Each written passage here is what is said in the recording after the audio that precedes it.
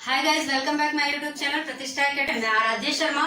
चलिए भाई शुरू करते हैं अपनी आज की क्लास को। देखिए, हम भारतीय संविधान को पढ़ रहे थे, तो पिछली क्लास में हमने संविधान सभा की कार्यवाही पढ़ा था। क्या पढ़ा था? संविधान सभा की कार्यवाही। आज हमें उसी को आगे बढ़ाना है। कार्यवाही का टॉपिक कंप्लीट नहीं हुआ था, क्लास काफी लेंथी हो गई थी, इसलिए हमने वहीं पर रोक दिया था। आज उसी के आगे हम टॉपिक को जानेंगे। ठीक है, ये सेकेंड पार्ट है संविधान सभा की कार्यवाही का। तो आप उसी तरह हेडिंग डाल लीजिए, संविधान सभा की कार्यवाही। दिख रहा है? बिल्कुल,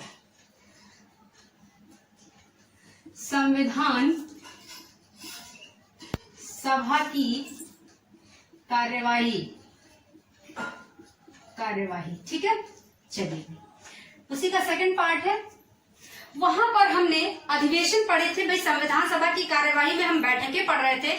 पहली बैठक कब हुई, मतलब पहला अधिवेशन कब हुआ, दूसरा अधिवेशन कब हुआ, तीसरा अधिवेशन कब हुआ, चौथा अधिवेशन कब हुआ, और ये 4 अधिवेशन जो जरूरी वाले थे, जिनमें इंपॉर्टेंट काम किए गए, जो पूछे जाते, सारे के सारे हमें नहीं पढ़ने हैं। टोटल 12 अधिवेशन हुए, मतलब 12 बैठकें हुई, सारी हमें नहीं पढ़नी, हमें इंपॉर्टेंट पढ़नी है। ठीक है, तो वहां पर हमने पहली, दूसरी, तीसरी और चौथी जो की जरूरी थी वो पढ़ ली थी। हमने जान लिया था कि पहली बैठक में अध्यक्ष किसे बनाया गया, डॉक्टर सच्चिदानंद सिन्हा को अस्थायी अध्यक्ष बनाया गया। दूसरी बैठक में डॉक्टर राजेंद्र प्रसाद को स्थायी अध्यक्ष बनाया गया।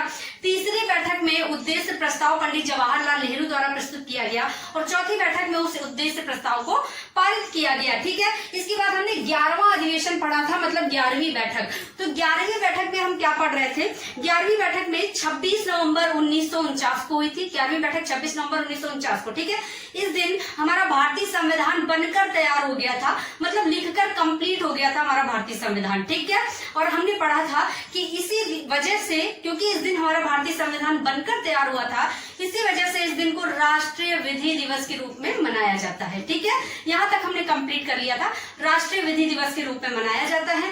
भाई इसी दिन और भी कुछ काम हुआ था। 26 नवंबर 1949 को, जिस दिन हमारा संविधान बनकर तैयार हुआ, लिख कर तैयार हुआ, इसी दिन और भी एक काम हुआ था। तो वो क्या था? 15 अनुच्छेद लागू हुए। ठीक है, लिखिएगा 26 नवंबर 1949। ठीक है, अब यहाँ मैं बार बार नहीं लिखूंगी कि संविधान बनकर तैयार हुआ, पिछली क्लास में आप पढ़ चुके हैं। ठीक है, 26 नवंबर 1949 को 15 अनुच्छेद लागू। 15 अनुच्छेद लागू। ठीक है, 15 आर्टिकल्स लागू हुए। ये कौन कौन से आर्टिकल्स थे? तो भाई जान लीजिए, इसी के नीचे लिख लीजिए, अनुच्छेद 5, 6, 7, 8, 9। ठीक है, अनुच्छेद 5, 6, 7, 8, 9 ये किससे संबंधित थे? तो ये भी लिखते चलिएगा, नागरिकता। ठीक है भाई, जब संविधान बनकर तैयार हुआ तो जिन जिन चीजों की जरूरत ज्यादा लगी, वैसे वो आर्टिकल्स लागू कर दिए गए उसी दिन। ठीक है, नागरिकता की जरूरत थी भाई, नागरिकता कैसी है, भारत के लोगों को कैसे रहना है, ये चीज तो पहले डिसाइड होगी ना। तो 15 अनुच्छेद जो लागू हुए, उसमें से इंपॉर्टेंट वाले, जैसे कि नागरिकता से रिलेटेड 5, 6, 7, 8, 9 ये लागू कर दिए। ठीक है, इसके बाद अनुच्छेद, ऐसे डैश करते चलिएगा, अनुच्छेद 60। ठीक है, 60 ये किससे संबंधित है? राष्ट्रपति। ठीक है, राष्ट्रपति भी जरूरी है, तो इसलिए ये वाला आर्टिकल भी लागू कर दिया गया। इसके बाद अनुच्छेद 324 मोस्ट इंपॉर्टेंट है। अनुच्छेद 324 किससे संबंधित है? निर्वाचन से।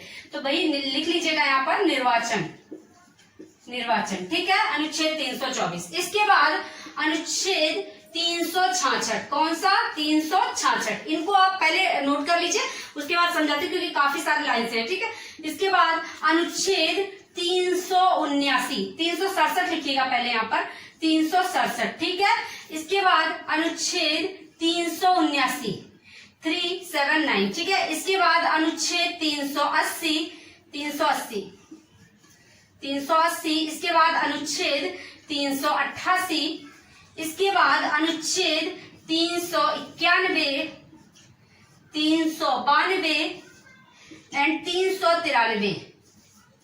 ठीक है, ये 15 आर्टिकल्स जो है उसी दिन लागू हो गए। देखिए 1, 2, 3, 4, 5, 6, 7, 8, 9, 10, 11, 12, 13, 14, 15।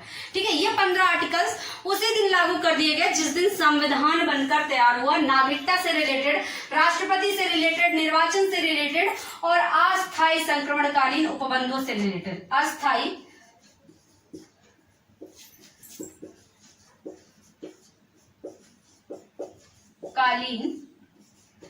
उपबंध, ठीक है। तो ये जो थे ये अस्थायी संकरणकालीन उपबंधों से रिलेटेड, मतलब कि कभी भी लगाया जा सके और कभी इनको बदला भी जा सके, ठीक है, इनमें कुछ चेंजमेंट भी किया जा सके। चलिए, तो ये 15 अनुच्छेद उसी दिन लागू हुए जिस दिन संविधान बनकर तैयार हुआ, 26 नवंबर 1949 को, ठीक। अब भाई संविधान लिखकर तैयार हो गया है, बनकर तैयार हो गया है, तो हम जानेंगे कि इसको बनने में समय कितना लगा, संविधान को बनने में लगा कुल समय। तो इसको पहले मैं हटा देती हूं, इसके आगे चलते हैं।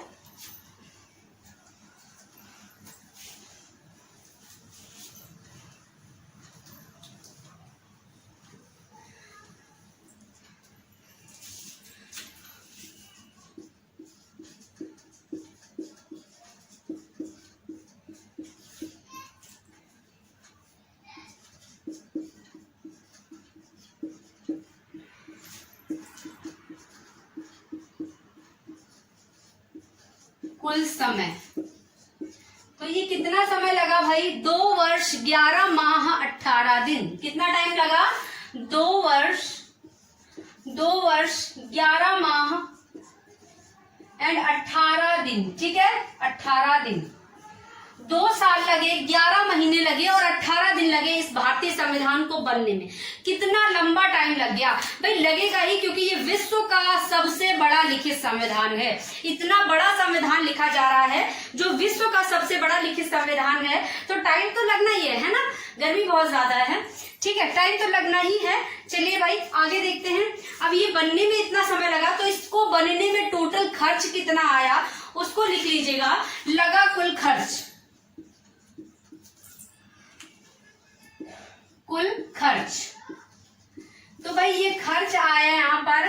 अगर आपको दशमलव में मिले ऑप्शन जो है, अगर आपको दशमलव में मिले तो लिखिएगा 63.96 लाख, ठीक है, 63.96 लाख। दशमलव के बाद एक हम गिनते हैं, तो अगर दशमलव में आपको ऑप्शन दिया जाता है, कैसे भी दे सकता है, ठीक है, तो अगर दशमलव में देगा 63.96 लाख, ठीक। यदि आपको दशमलव में नहीं देगा तो यहाँ पर लिखिएगा 64 लाख। कितना, 64 लाख, ठीक है, 64 लाख वाले पे टिक कीजिएगा, क्योंकि देखिए 64 के ही लमसम पहुंच रहा है, ठीक है। 64 लाख का खर्च आया संविधान को बनने में। उस समय देखिए कितना खर्च आया, 64 लाख। कितनी बड़ी रकम लगेगा ही, क्योंकि भाई कितने सारे देशों के संविधान का अध्ययन किया गया, लगभग 60 देशों के संविधान का अध्ययन किया गया। कितने सारे लोग थे, उनको तो सैलरी दी गई ना, संविधान सभा में जितने लोग थे उनको भी पैसे दिए गए उनके काम के, और जो निब वगैरह मंगवाई गई, विदेशों से मंगवाई गई संविधान को लिखने के लिए, तो सारी चीजों में खर्च तो लगता ही है ना। चलिए भाई, अब ये संविधान बनकर तैयार हुआ, कितने समय में कितना खर्च लगा। अब इसको लिखा किसने, संविधान को लिखा किसने है, तो भाई देखिए यहाँ पर संविधान को लिखने वाले,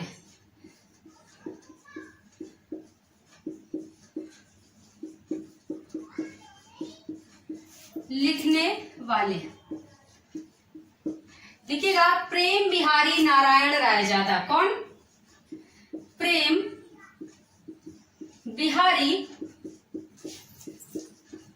नारायण रायजादा, ठीक है, प्रेम बिहारी नारायण रायजादा जी ने जो है संविधान को लिखा, और बहुत ही खूबसूरत इटैलिक लिखावट में इसको लिखा इन्होंने, बहुत ही बढ़िया। और जो निब मंगवाई गई इसको लिखने के लिए, संविधान को लिखने के लिए विदेशों से निब मंगवाई गई। ये जो निब थी ना, ये नंबर 303 का जो 254 पेन फोल्डर जो था, इस निब से लिखा गया था संविधान को, ठीक है। 254 पेन होल्डर से, इस की निब से इसको लिखा गया था संविधान को, ठीक है। नंबर 303 नंबर 303 के 254 पेन होल्डर के निब से इस संविधान को लिखा गया था, ठीक है। और इसको लिखने में प्रेम बिहारी नारायण रायजादा जी को कितना समय लगा था, तो इसको लिखने में इनको 6 महीने लगे थे, ठीक है।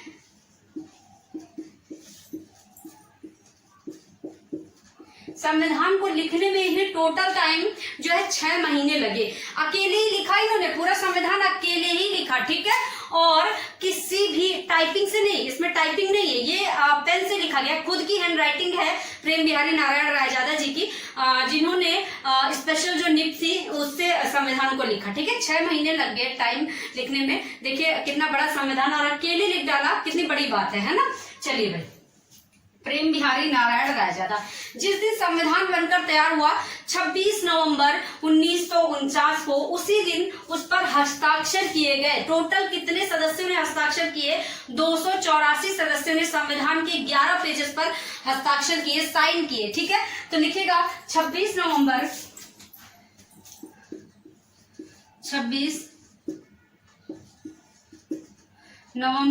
1949 को 284 लोगों ने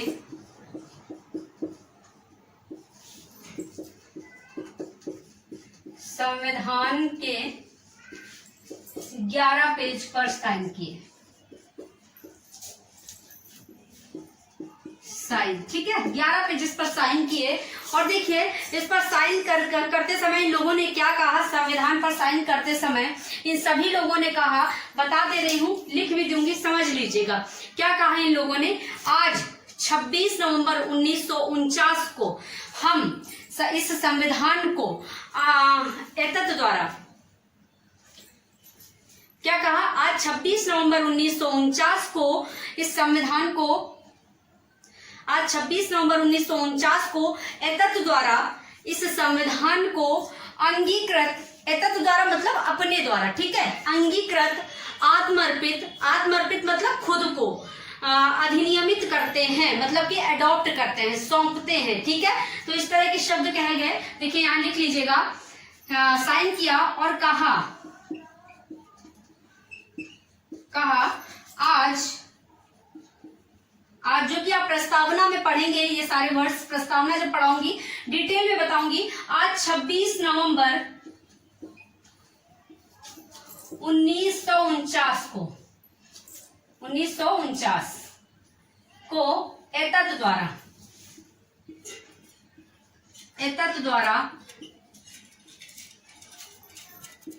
इस संविधान को, एतत् का मतलब, एतत् द्वारा मतलब अपने द्वारा, बता दे रही हूं, लिखने दे, संविधान को अंगीकृत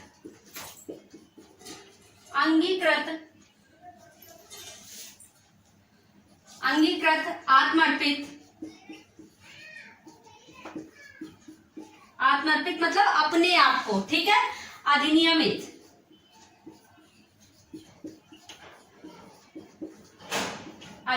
करते हैं।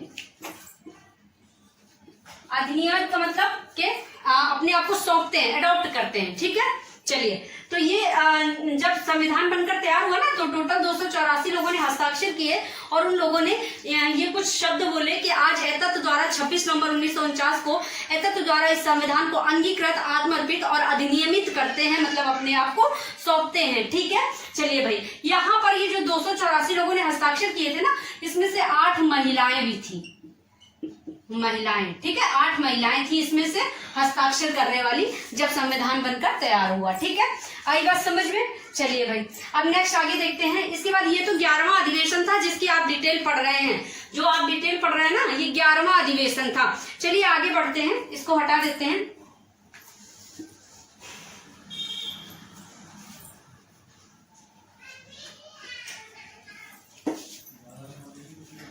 चलिए भाई, इसके बाद आते हैं 12वां अधिवेशन। 12वां अधिवेशन जो कि लास्ट है, 12 अधिवेशन टोटल हुआ, तो 12वां अधिवेशन यहाँ पर लिखिएगा, 12वां अधिवेशन, 12वां अधिवेशन। ठीक है, या 12वीं बैठक लिख लीजिएगा, जो आपको समझ में आए, जो आपको ठीक लगे। ठीक है, 12वां अधिवेशन। देखिए 12वां अधिवेशन कब हुआ? 24 जनवरी 1950 को। कब हुआ? 24 जनवरी 1950। ठीक है, 1950।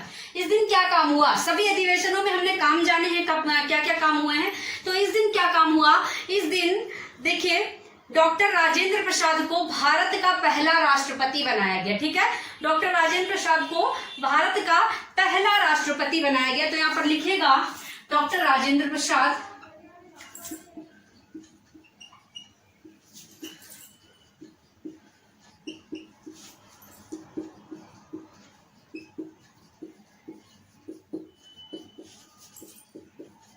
राष्ट्रपति, ठीक है, राष्ट्रपति बनाया गया डॉक्टर राजेंद्र प्रसाद को। इसके बाद जानिएगा कि ये जो 24 जनवरी 1950 को अधिवेशन हुआ था ना, 12वां अधिवेशन, इसी दिन राष्ट्रीय गान को स्वीकार किया गया था, अपनाया गया था, ठीक है। तो यहाँ पर लिख लीजिएगा, इसी दिन राष्ट्रीय गान को अपनाया गया,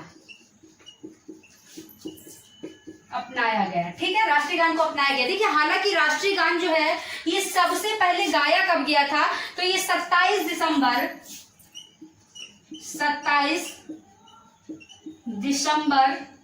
1911 को कलकत्ता अधिवेशन में पहली बार गाया गया था, ठीक है। 27 दिसंबर 1911 को पहली बार कलकत्ता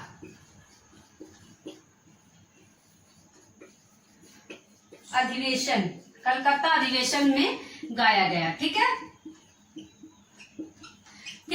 27 दिसंबर 1911 को पहली बार कलकत्ता अधिवेशन में ये गाया गया था, और इसके बाद 24 जनवरी 1950 को राष्ट्रीय गान को अपनाया गया, ठीक है।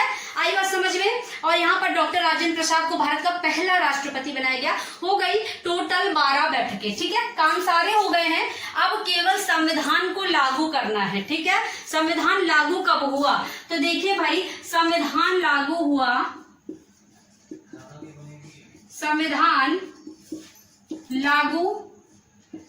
26 जनवरी 1950, ठीक है।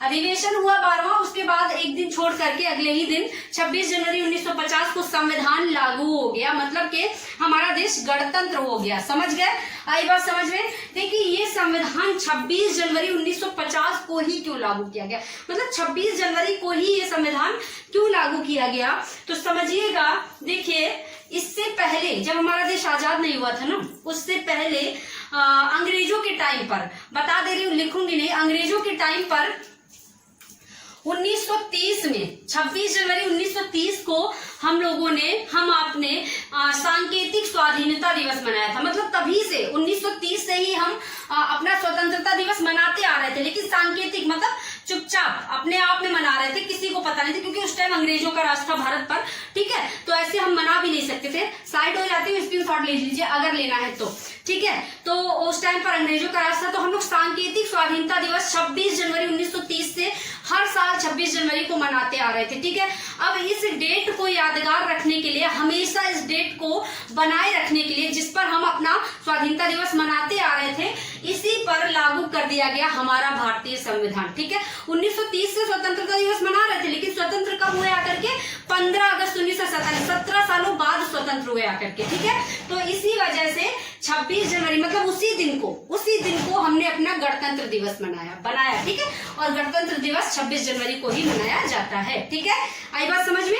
चलिए भाई, तो ये चीजें आपकी कंप्लीट होती हैं और संविधान बनकर तैयार हो गया।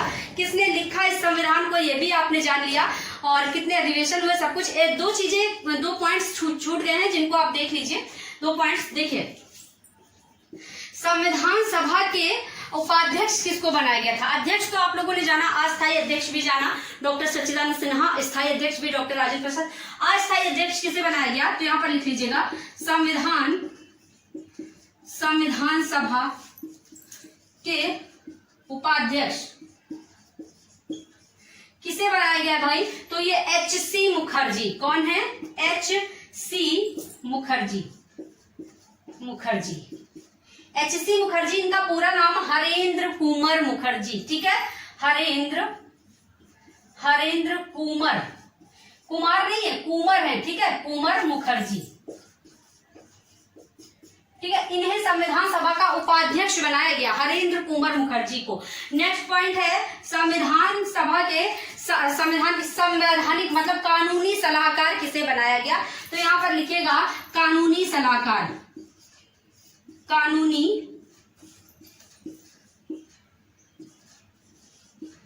ये यहाँ पर संवैधानिक सलाहकार लिख लीजिएगा, संवैधानिक सलाहकार किसे बनाया गया, B.N. राव को। किसे बनाया गया, B.N. राव। BN राव। पूरा नाम क्या है? बेनेगल नरसिंह राव। क्या है? बेनेगल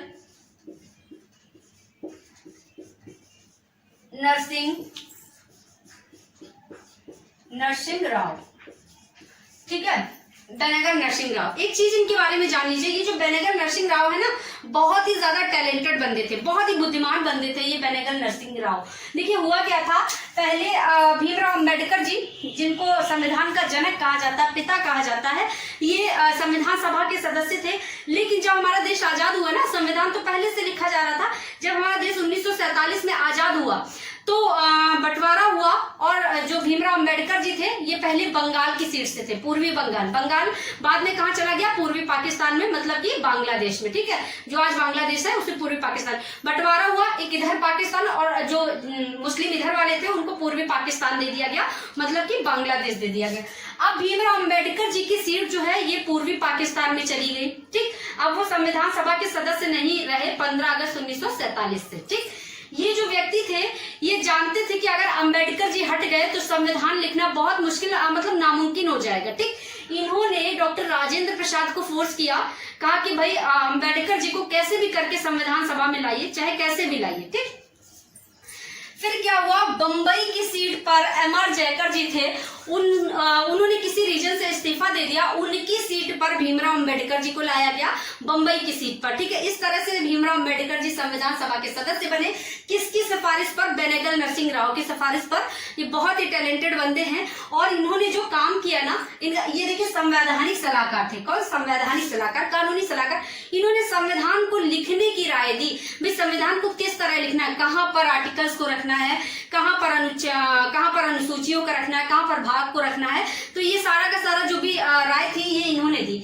संवैधानिक सलाहकार थे ये। ठीक है, संविधान को लिखने की राय इन्होंने दी, और इसके बदले में जो इन्होंने काम किया ना संविधान पर, इसका इन्होंने एक भी पैसा नहीं लिया, फ्री ऑफ कॉस्ट, एक भी पैसा नहीं लिया। जितने भी व्यक्ति संविधान सभा में काम कर रहे थे वो सब पैसा ले रहे थे अपने काम के, और लेने चाहिए भी, क्योंकि सभी लेंगे भाई, हम आप भी कहीं काम करेंगे, कहीं जॉब करेंगे, तो क्या अपना पैसा नहीं लेंगे? बिल्कुल लेंगे। अब हम ही पढ़ाते हैं, हम पेड क्लास भी पढ़ाते हैं, तो भाई क्या पैसा नहीं लेते लोगों से? पैसा लेते हैं ना। चलिए भाई, तो सभी लेते। लेकिन ये एक ऐसे व्यक्ति थे BN राव जी, जिन्होंने एक भी पैसा नहीं लिया, इन्होंने भारतीय संविधान के लिए फ्री काम किया। ठीक है, इतने अच्छे ये व्यक्ति थे, इतने महान व्यक्ति थे, तो इनका नाम आप याद रखिएगा, संवैधानिक सलाहकार जो है ये BN राव जी है। ठीक है, तो आज का टॉपिक यहीं पर कंप्लीट होता है। चलते हैं, कल मिलते हैं अगली क्लास में। तब तक के लिए सभी को टाटा, बाय बाय एंड